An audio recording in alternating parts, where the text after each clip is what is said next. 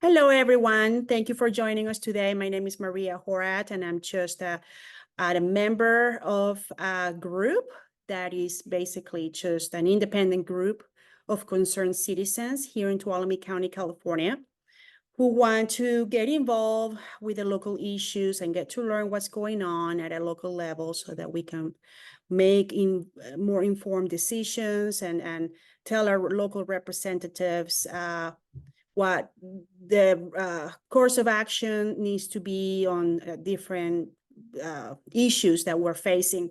And our group is called the Tuolumne County Freedom Alliance, and that's just a name that we call ourselves because we have a Facebook page, but basically it's just a group of concerned citizens wanting to know more and ask questions and want to hold our local representatives accountable for what they do. So today we have a special guest, and is Tanya Carsner, and she's running for the Tuolumne County Board of Supervisors District 1. And I want to give the floor to her. She's going to talk to us about, give us a little background, and we're going to have a couple of questions that we're going to ask her directly about some of the topics. So hello, Tanya. Thank you for joining me today. Thank you for asking. Would you please tell us a little bit about yourself, your background, and why you're running for supervisor this year, Sure. 2024? Thank you. Yes, I am a child that was raised in foster homes. I have gone to school, high school. I have majored in accounting.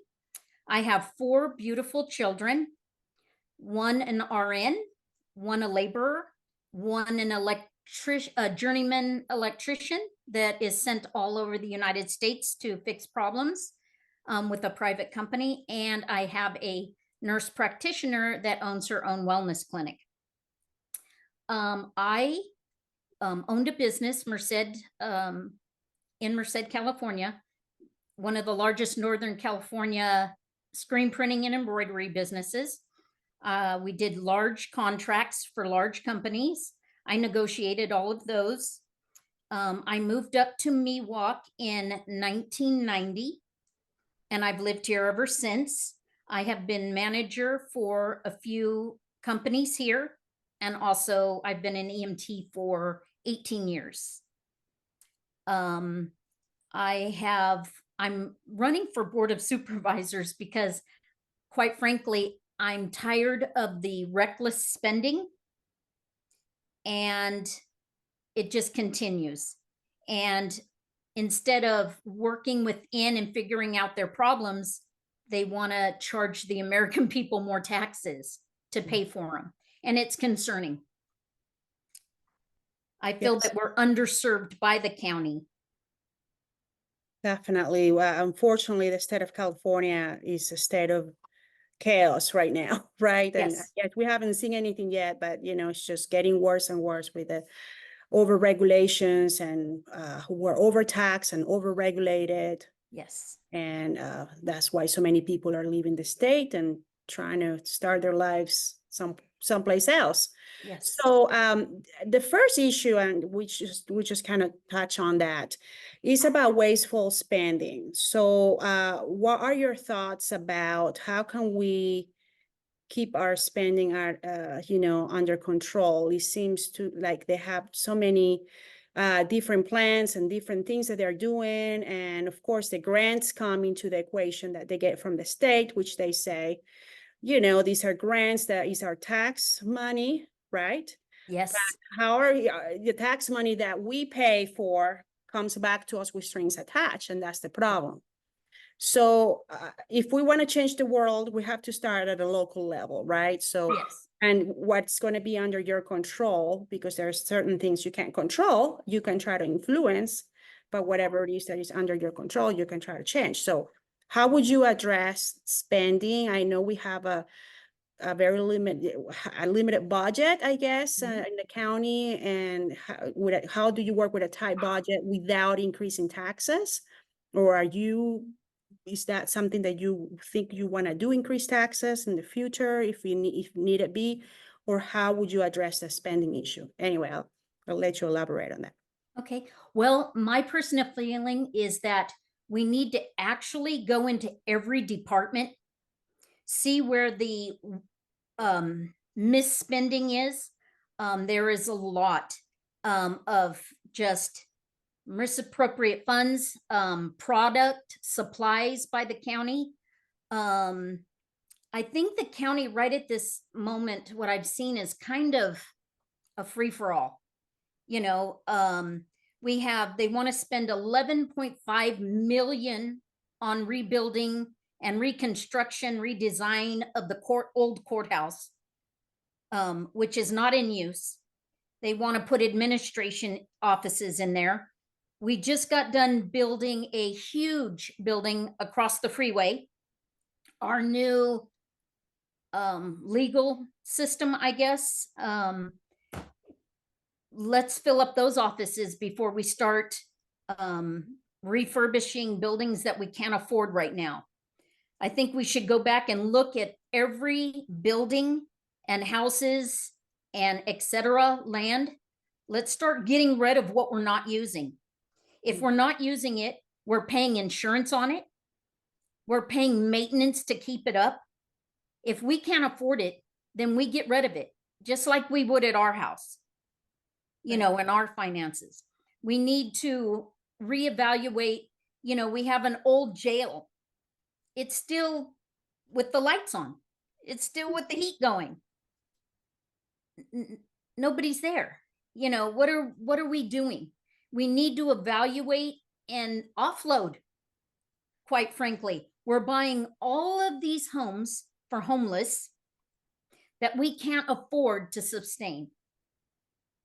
They spend all of the grant money, their supposed grant money that they want to brag about, but the grant money is buying the buildings, supposedly supposed to refurbish them. And then who's left on the line to pay for the PG&E, the water, the paying the everything? Right. You know, we have one house alone, Cabrini house, where I got the information off the internet, $167,000 to run it for 1 year. We got 30% of their income to run this home, and their income of 5 people living in the home was $47,000. I find that a shortfall of $120,000. We can't sustain that kind of money and on all these properties. And not just to mention that, we have insurance, we have maintenance. We can't continue at this pace.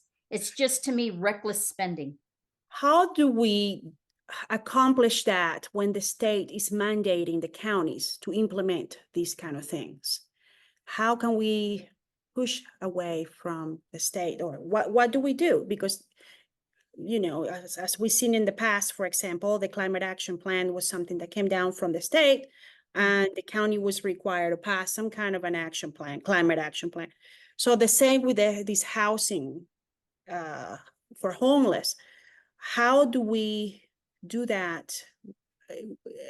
How do we push against the state? Because they're telling us we're supposed to do it, and if we don't do it, then the lawsuits come up, right? Do we just face the lawsuits and try to? What do we do? You know, it's hard. It's not an easy answer. Yeah. But number one, stop taking the grants. Because if you don't take the grants, you don't have to accept the ordinance of the grants. You know, you accept all the strings when you accept those grants. Right. So we have to spend that money, you know, but it's stated and I don't know all the paperwork, but it's stated that it has to be used on the homeless. Okay. I don't know if it states we have to buy homes. I don't know if it states that we just have to feed them. But let's look into that. We need to examine every part of every grant that's being asked for us to take. It has to be looked into. It just can't be taken for granted. Right. I know a lot of the job in looking into things falls under the CAO, the County Administrative Office Mhm. responsibility. How do you see the Board of Supervisors response? Do you think they should actually take an active role in looking into these things themselves? You know, I think it takes a village. Yes. And I don't think that we can rely on one person to look into this. It's kind of, it's just the government thing. There's a lot of things I don't trust the government in, you know, and they're going to give you the rosy side of everything, Right. you know, and not necessarily do we want to believe in that. So I think that all of us should do our due diligence. I think the Board of Supervisors should be just as responsible to look into this before they sign it, Right. you know, before they accept all these grants. Oh, yes, it's all great that all this money comes in, but it's not. If you look at what you have to use it for, and if it's not working for our community, then don't accept it. And Then the you're going to problem sue is, us for what then? and then what do we do with the homeless? That's the other thing that I guess the sheriff is supposed to have a place to send them to before they tell them you have to get off the street. They have to have a place to send them to. And so they have this one approach for everything, right?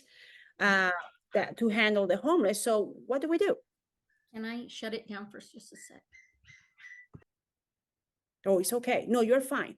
I can edit this out. I can edit it out.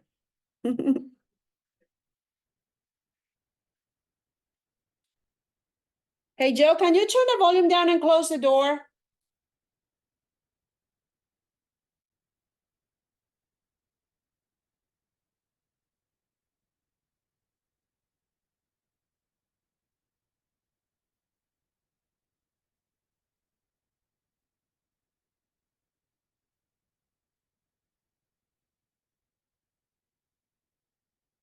Can you guys close the door, please?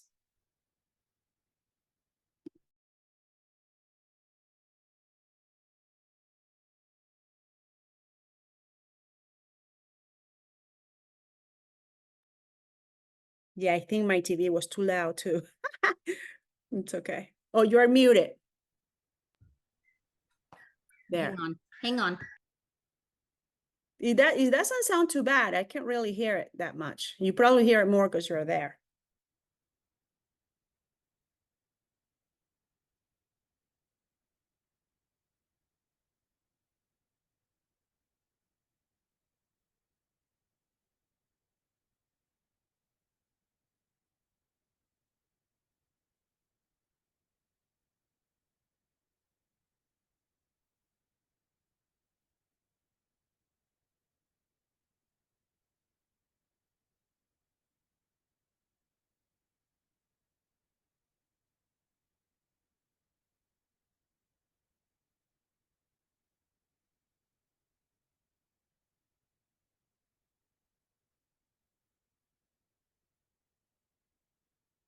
All right. Okay. Now my dogs will start barking. I know. I know. I was trying to. So So were we? We were with the issue of putting them somewhere. what do we do? So what do we do with the homeless? Where do they, what would be the solution for the homeless issue? And there's not a one size fits all, but Yeah. There's not a one size fits all. And I think the word homeless is kind of an umbrella because they throw everything under it. You could be spousal abuse. It could be everybody's one check away from being homeless, you know, nowadays, with the cost of insurance and PG&E, everything going up. It's really hard. You know, I'd love to have an answer for it. I think we should look into it. I don't know exactly what we could do, but I know there's examples out there that we could go to, see how things are working, try to implement it in our own areas. or, see if there's a general area where it is working and if they're accepting homeless. Mhm. But it's very hard to take these grants and buy homes. When I started out and I couldn't afford anything, I had a little apartment on the bad side of town. These guys are going and they're buying $1 million homes for the homeless. And I'm confused. They're buying hotels. Yeah, and they're buying hotels. And it's just not sustainable. Right. I mean, there's rehab centers. A major cause of homelessness, unfortunately, is drug addiction and alcohol Yes. addiction. And also mental issues, right? Which kind of go Yes. hand in hand. So there's really good examples. I think it's a place, is it in Atwater or Merced that they have up? I can't remember what it's called, but and then they have a place out in Texas where they have like a 90% success rate with people who come out, being able to be effective in their lives and overcome all these issues, and be able to Yes. provide to Yes. society. You do have to fix the problem Yeah, and it's before the whole you person, can. the whole You can't person. exactly. You can't just throw them in a home, a $1 Right. million home, and expect everything to be rosy in 6 months, because it's only supposed to be a transitional home. They're Yeah. only supposed to stay there for very little as they're getting back on their feet. One thing that really struck me was on the plan to combat homelessness is this house sharing idea with people who, homeowners who might have an empty room and they have the place and the heart to have a homeless. I mean, that can open whole kind of issues or a bunch of issues there. That And alone. you can have a big heart, but putting them in your home is not the solution. Right. You're opening yourself up to, well, now they're renters because you're getting paid to have them in your house. That's a renter. Now renters have rights. Mm-hmm. Now try to get that person out of your home. Yeah, and we know how those rights are in California. They favor the tenants Yes, way they over do. more than they do the landlord, right? And if you have an elderly man or elderly women, as they're pitching this to, that you could have a extra room in your house and open your heart, and you're opening yourself up for a lot of problems, especially if you get one in there that's drug addicted, alcohol abuse. There's places that they need to go before you buy them $1 million homes. Right. You need to put them. There's a beautiful place out in Ceres that is Teen Challenge. Yeah, that's it. And it's very near and dear to me because my son went through that program. And he has graduated and he is moving on. He's in a transitional period now, but it did wonders. He had been in many different restrictive homes and they didn't work. Yeah. And so if I can imagine that and putting him in some elderly, any addicted person, putting them in an elderly home or even, a young family's home. Right. Because you're opening yourself up to doing that, but try to get him out now. There's going to be red tape. You're not going to be able to get him out. Let's don't do that. And then you're opening yourself up to lawsuits. Yeah, it's endorsing the problem to the residents instead of just trying to fix the problem to the best of our ability, Yes.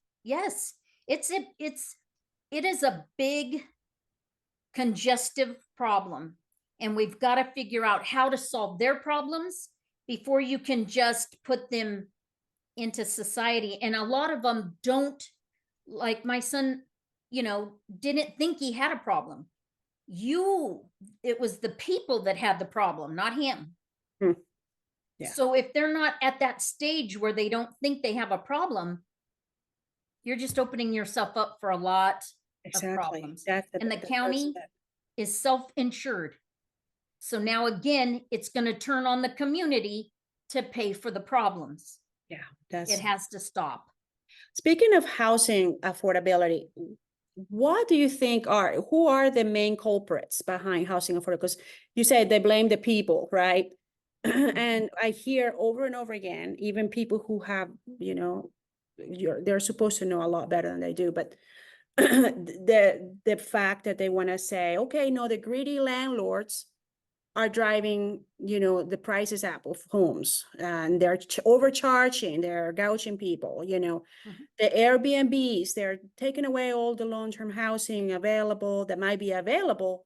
And there's no long-term housing, only rentals, only short-term rentals. And that then people don't have nowhere to rent. Now that is a symptom of a problem, right? Mhm. A much bigger problem. So Oh, who's behind, or what entities are behind the housing crisis? well, I believe it's quantity easing. So put on by the Federal Reserve Bank. And it's just, when there's a little bit of housing, the demand goes up, the prices go up. Right. So it's quantum easing is, well, what they do is they go out and they supposedly secure bonds and secure entities that cause them to be able to give you low interest rates. Right. So it's kind of a false interest rate. Mm-hmm. They pay these bonds so that the houses go up because people want to buy at a low interest rate. And it's a lot. Yeah. So that So whole topic alone there, I mean, there's a great book written by Edward G. Griffin called The Creature from Jekyll Island. I really highly recommend that book to everyone, because he really explains it in just layman terms. The fact that, these monetary policies set by the Federal Reserve Bank that have for decades made the overprinting of money, right? Called fiat money, because it's backed by debt. Yep. Made the interest rate so low, artificially low for so long, that just drove up the demand, and there's not enough housing available for the demand. And just your simple, economics 101, the supply and demand curves. If you have less supply than you do demand, that's going to drive up the prices. So that's the first cause. But the second major cause, what do you think is the second major cause of the housing affordability issue? Well, there's a lot of red tape through the county.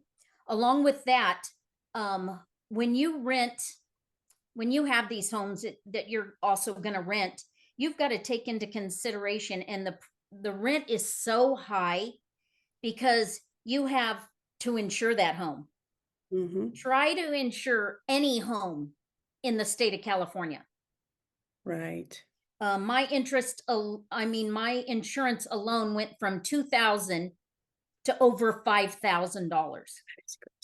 That's insane. That's going to make a lot of people not be able to afford to stay in their homes. And that is the California Fair Plan. Yeah. It's funny, they always have these names, but it's actually the opposite of what they say they're doing. So it's the unfair fair plan, Yeah, I don't understand that. But, it's put the American dream out of touch. Right. People can't afford that. You have your house payment that's, a couple $1,000, whatever your house payment is. And now you've got an additional, if you spread that 5,000 plus out, it's over 400. So now you're looking at, 400 on top of your house payment. And that's just your insurance. Now let's talk PG&E that's rising every 3 months. Yes. And they've been bankrupt. They filed for bankruptcy, and then all of a sudden they have all these plans to have underground lines, which, okay, yeah, that will be less problematic, I guess, than the ones hanging out there. But that's just going to mean that they're going to charge us way more. I mean, it's ridiculous. Yes, it just doesn't stop. I don't know how they can keep allowing them. And how is that grid going to support all these, electrification things that are happening there? We're supposed to support all the Teslas and everything on the grid that doesn't work anyway for this climate agenda. Yes. Right? I just think all of the agendas Yeah. are just getting out of control. Mhm. You know, you just can't, that's why we have such a mass exiting, you know, of people. So it's ridiculous. You can't afford to live here in the Yep. state of California. That's the bottom line. No. And it's really sad because it's the most beautiful state with the best weather. Yes, it is. Oh, It and is. it's just it's just unaffordable to live here. So governance, government regulation, we're going to talk about governance next, but government regulation, over regulation, right, is driving also the prices. Yes. They have all these laws that favor landlords. They Yes. just passed a bunch of new laws this year that are favoring landlords way, I'm sorry, tenants way more Yes. than they favor landlords, right? Yes. So Mhm. the tenants have way more rights now than Yes. landlords do, which they're the ones paying the mortgage. They're Yeah. the ones having to pay the insurance and taxes, right? And who wants to deal with that? Right. You know, just to get somebody in there. And if it doesn't work out, try to get them out. Yeah. And then they trash your house and trash your property. It's, Mhm. you know, it's just a vicious circle. Yeah. And I it'll agree. continue to happen as long as we continue all of these agendas. So the good example that I wanted to tell you, because you know how this inclusionary, what was it called? Clauses. Clause. Oh, developers will be able to develop, according to the new rules, they have to have 10% of their development for low income housing. So they are going to lift that for the developers. It's voluntary now. Used to be a requirement, Yes. right? Now it's voluntary. They get to basically whether include that depending on market conditions, is it not? I thought I read. Yes. Somewhere. Yes.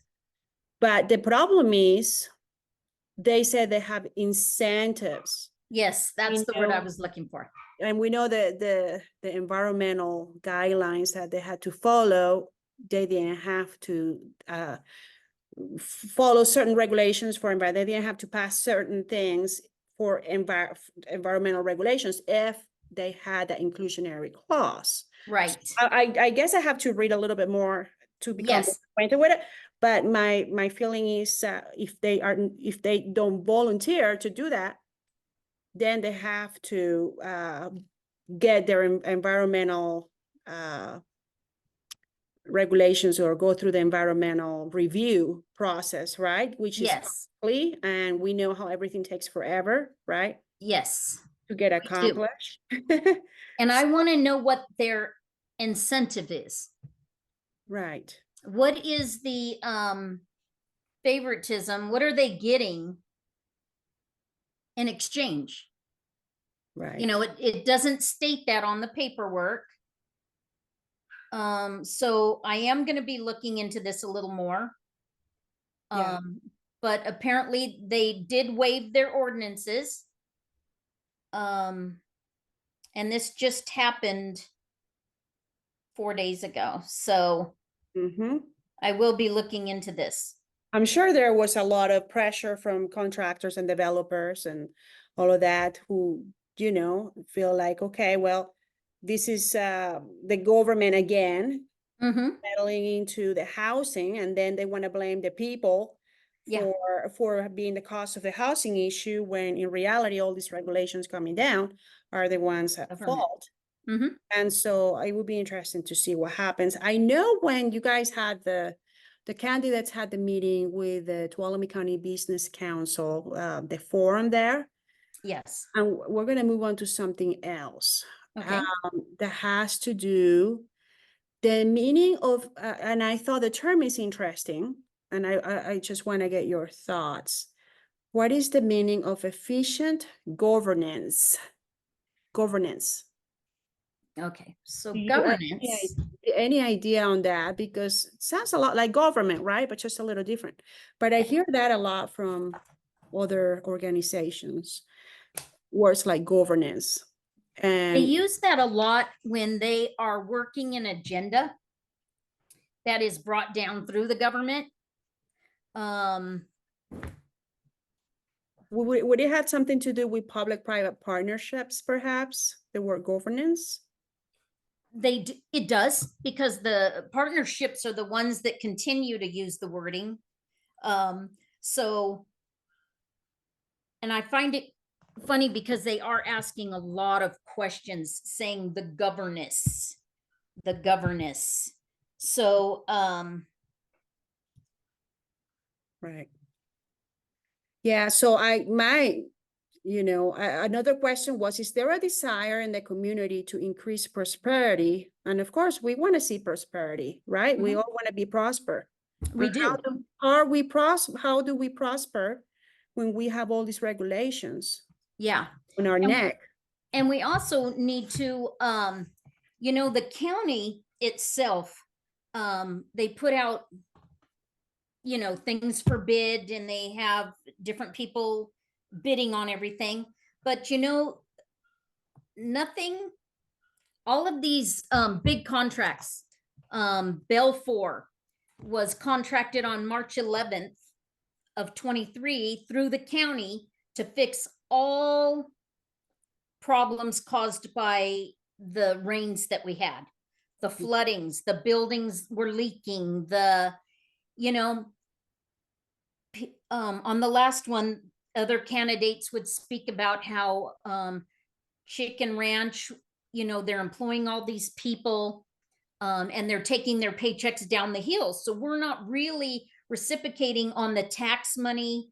We're not getting that. They're not using it in our community. And I understand his feelings on that, but that's a private entity. And we should really concentrate on our own. And the county has big contracts, and we have Belfour at a $5.5 million contract.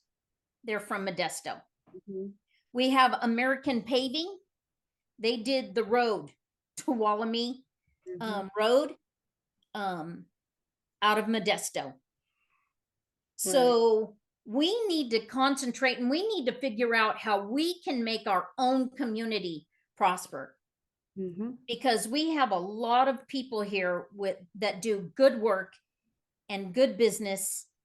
We've got to figure out, and we've got to work with our community to keep the money up here. Right. So, Right, I agree. So there is something else that was asked. Well, there are several things, but another thing that was asked was about growth. Do we want to see growth? mhm. And how do we see growth? I mean, the only way to see growth is to get government out of our business and let the private sector do what the private Yes. sector does, Mhm. right? We You know, have to keep the government out of the private sector, right. because like we just spoke about, developments. Now, they didn't say anything about homes, housing for individuals, housing for families. They didn't speak about anything about that. And that is growth. I was told that we make $45 million on property taxes. Mhm. Now, if we're not building, that property tax is not it's gonna stay the same. Well, they'll increase it, of Right, course, because exactly. But we do you know. have zoning we have a zoning like let's just say East Sonora has a different zoning than downtown Sonora, right? Most Yes, homes in the unincorporated area, if there's homes on acreage, it would be okay, 2-acre parcels or 1-acre parcels, and you cannot subdivide that to put a bunch of homes, yes. right? Mhm. So I'm all for keeping the same feel of our rural community. Oh, yes, There is a lot of land most available. definitely. Somebody wants to build a home on 2 acres, they have Yes, to go through a lot. yes. That doesn't seem, that's what I'm talking about. I'm not talking about building tract homes everywhere, right? No. I'm Yep. talking about, I mean, a regular person who buys a home or buys a piece of land up here should be able to build a house with all the red tape and all the Yep. weight and all the, Yes. It has and to stop. right. Government has to stay out of the private sector. Yeah, And we have to allow the free market principles to just balance themselves out. When they Yes. say, well, we have way too many Airbnbs and not enough long-term rentals, and therefore there's a scarcity of places, right?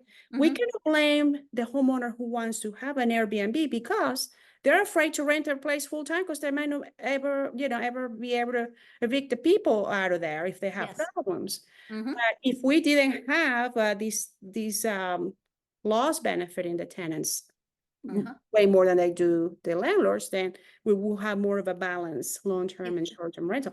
And also the city of Sonora, well, I heard that one of the candidates mentioned that it was a mistake to ban Airbnbs. Yeah, new permits Yes. in Yes. Sonora, and that's a huge source of revenue from tourism for the county. Yes. So I know as a supervisor, you really wouldn't have jurisdiction on the city of Sonora, but No. it would be great if supervisors can really encourage the council members to, if it's not ready in the process, to be able to ban that. I mean, get rid of that banning Yes. they did for the Airbnbs, because Yes.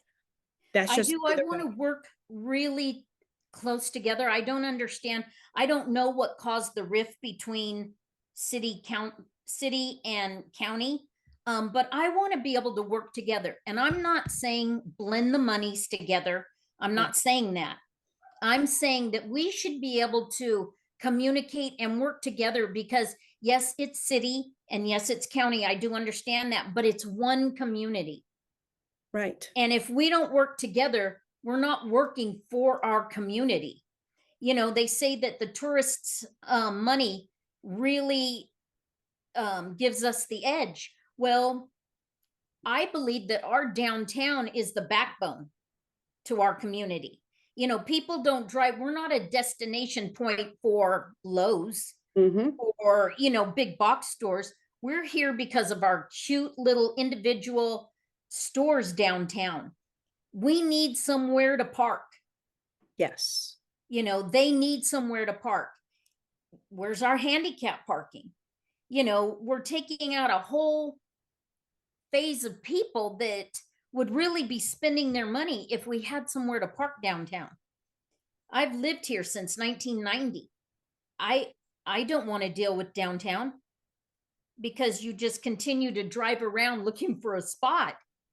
Yeah. So we've got to work together. I don't care if it's fundraising, whatever we have to do to be able to get some parking downtown. Right. Yeah, working with the community, and also just really the supervisors, they all need to be doing their job of really informing people of the issues, do their own research, independent Yes. research on all the topics, Yes. and be able to talk to them about it. Yes. I have one more quick thing because I know there is a topic that it probably just really needs a whole 30 minutes of discussion, but I just wanted to touch on really quick because one of the things that we're hearing a lot is something called biomass, right? Mhm. And they're saying that it will generate a lot of jobs in the county, right? And Yes. it's part of the biomass, is part of also the climate action plan, right? Mhm. To fight being able, so the state basically has gone from one extreme to the other, in my humble opinion, Yes. from not wanting to manage the forest to now potential multi-billion-dollar business on biomass, right? Yes. Yes. Which is basically clearing brush and whatever organic material left, dead trees, to make pellets and all of these, wonderful things, right? Yes. At least that's what they tell us. But Yes. some issues with that, and I just wanted to get your take on that. Well, it's a big take. It's we also have somebody that's trying out for the board of supervisors that his business is the forest, cutting trees. And so I think that there's really a conflict of interest there. I don't think he can really give his expert opinion because he deals with it, and it wants to be $1 million business of work to be done with this biomass. So but we have the forest, the California forestry, that now wants to clear. And then we have Bill Gates that wants to clear. So, which is Kodama. And they want to do, Kodama alone wants 70 million acres of forest. They want to clear in Northwest.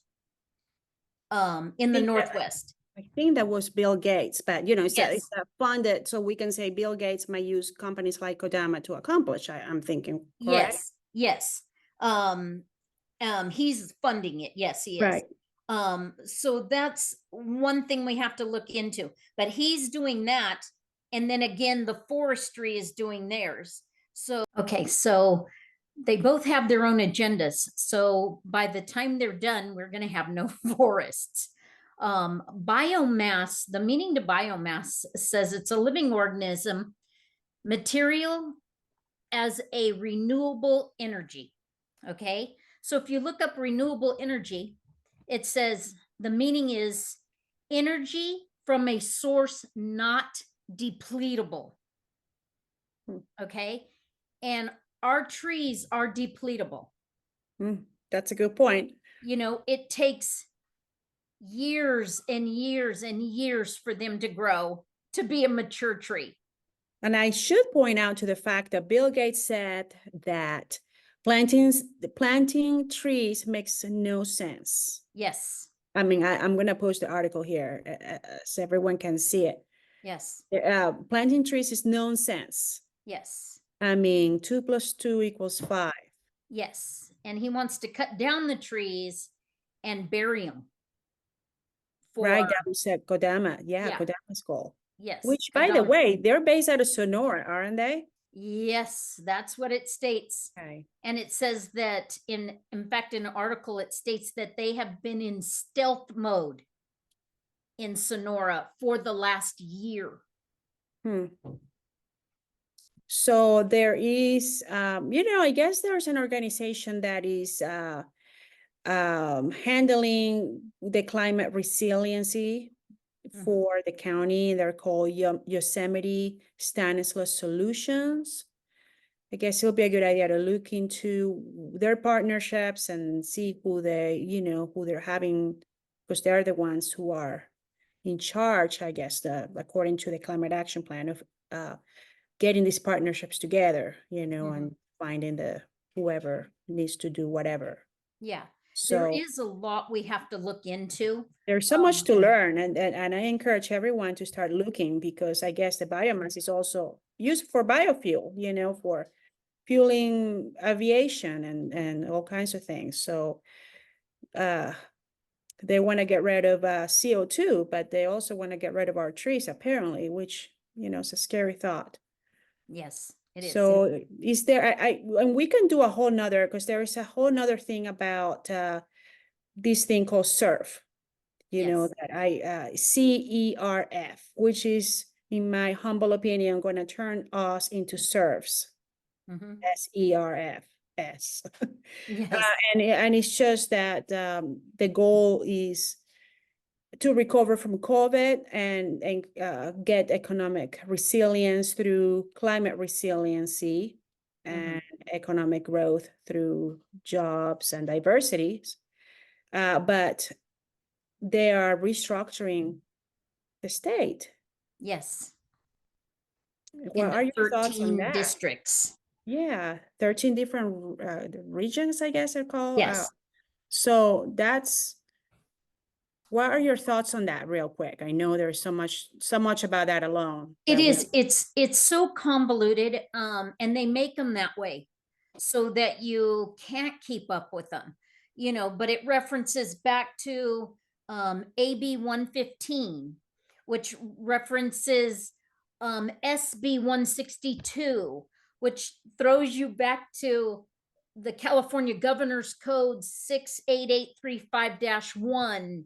And just to, it takes in a lot of things. It takes in low-income housing. It takes in putting it into 13 different, I don't recall what regions. By the way, and I'm not making this up, I believe our region is called the Eastern Bloc. Okay. So it kind of sounds like the Hunger Games. Yeah, So it sounds, kind of fascist, because yes. the very definition of fascism Hmm. is the public-private It's partnerships, and that's an old thing that's gone on for a long time in history. We have that. yes. It kind of It's a repeats. lot.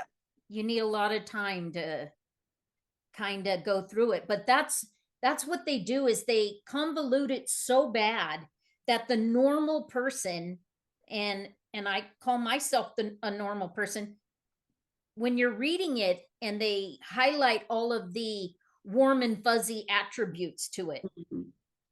so that you're like, oh, okay, I'll vote for that, because it says the word resilience, or it's just sounds warm and fuzzy. But if you go back and you start reading that and it references AB 115, SB 165, it's a lot. Yeah. And And especially because each region is supposed to, there's 13 regions, and each region has a council member. It's actually basically the council and a membership, which is like 5 council members, right? One mhm, of them is equity, the other one has to do with climate, the other one. So, but the majority of these members are non-elected. Only the government council members, of course, like our mhm. local supervisors and the city councils, but none of these other people who are making the decisions for us are elected by the No, people. They're called stakeholders they're also. called stakeholders. So it's all about stakeholders, capitalism, as said by Klaus Schwab from the World Economic Forum. And that same Yes, model we're seeing it play out at a local level. right. People can just look, I mean, don't take my word or your word. Yes, The people need to start doing their own independent research. It really doesn't matter whether you're a Republican or a Democrat or an yep, independent. We all need to be looking into this. That's just another way to divide us yes, and yes, make us, fight amongst ourselves and keep us, from seeing what yeah. really is going on. Oh, yes, because if they can divide you and they can get your attention over here, then they can work their agenda over on the other side. Right. And so we just all have to be aware and prepared.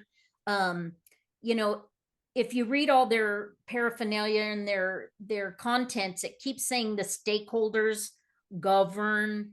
um Govern is working the state's agenda. Okay, Right. that's primarily the essence of it. um and um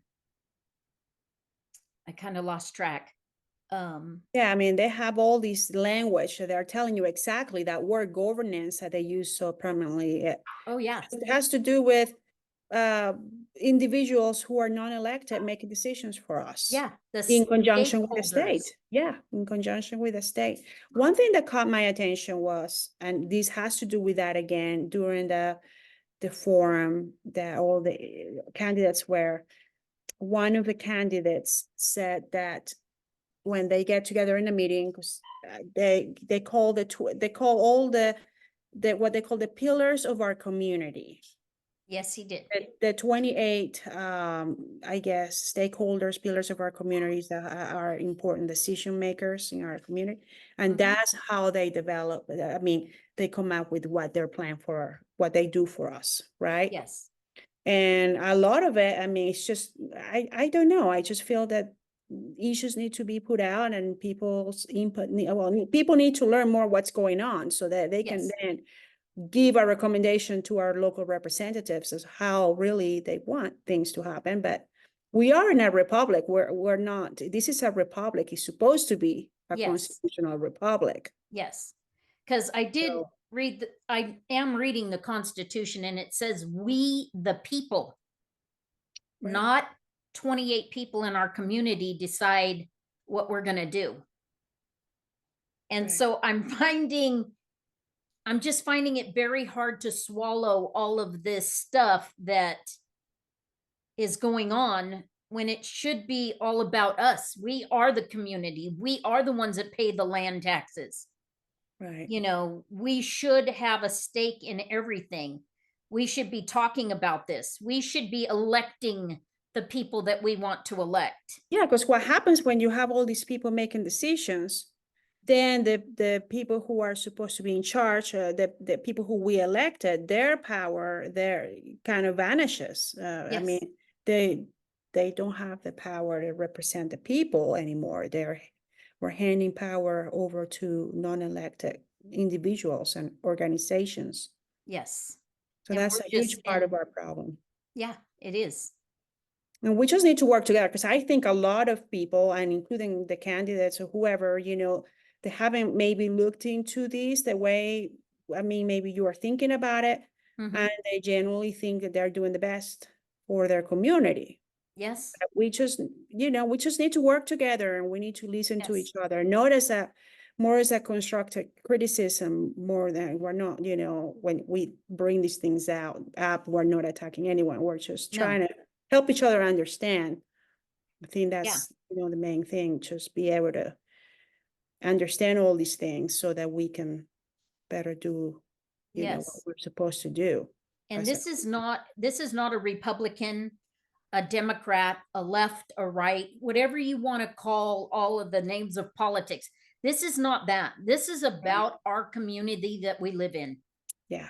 And I will stand up for everybody in our community. I don't care left, right, up, down. I'm And we there. have something, California is a testing grounds for all these kinds of agenda. For example, the surf thing. I Mhm. haven't seen it taking place in any other state, the No. way it's called, surf. Mhm. And there is a UN surf as well, which, as I mentioned, very similar in the structure and all the wording and the mission statement, right? Yes. We know where this is coming from, but these are the testing grounds, and it doesn't mean it's not going to get implemented everywhere else.